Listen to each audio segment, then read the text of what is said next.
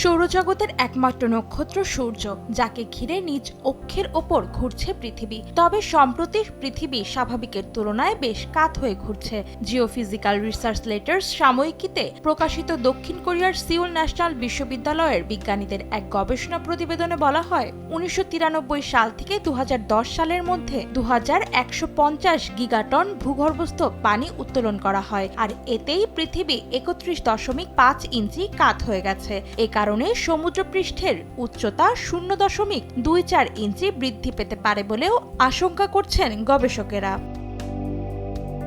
পৃথিবীর কাত হয়ে হেলে পড়ার পেছনে জলবায়ু পরিবর্তনকে দায়ী করছেন বিজ্ঞানীরা। তাদের দাবি, পানির স্বাভাবিক উপস্থিতি ও অবস্থান বদলে গেছে, যে কারণে পৃথিবীর অক্ষ প্রায় 80 সেন্টিমিটার কাত হয়ে গেছে। এই পরিবর্তনের পেছনে মানুষকেই দায়ী করা হয়েছে। গত কয়েক দশকে বেড়েছে ভূগর্ভস্থ পানি তোলার হার, আর এতে গ্রহের স্বাভাবিক ঘূর্ণনে পরিবর্তন এসেছে। বাধা তৈরি হচ্ছে সমুদ্রপৃষ্ঠের স্বাভাবিক গতিতেও।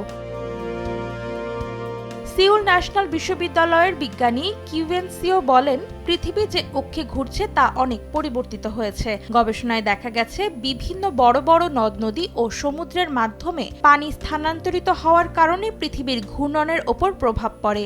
গ্রিনল্যান্ড ও অ্যান্টার্কটিকার হিমবাহ ও মেরুর বরফ গলে যাওয়ায় সঙ্গে সঙ্গে সেই পানি বিষুবরেখার দিকে প্রবাহিত হয়। তখন পানির বৈশ্বিক বণ্টনে পরিবর্তন দেখা যায়। এতে পৃথিবীর ভারসাম্যে পরিবর্তন আসে এবং অক্ষের ঘূর্ণনের ওপর প্রভাব তৈরি করে বলে মত গবেষকদের।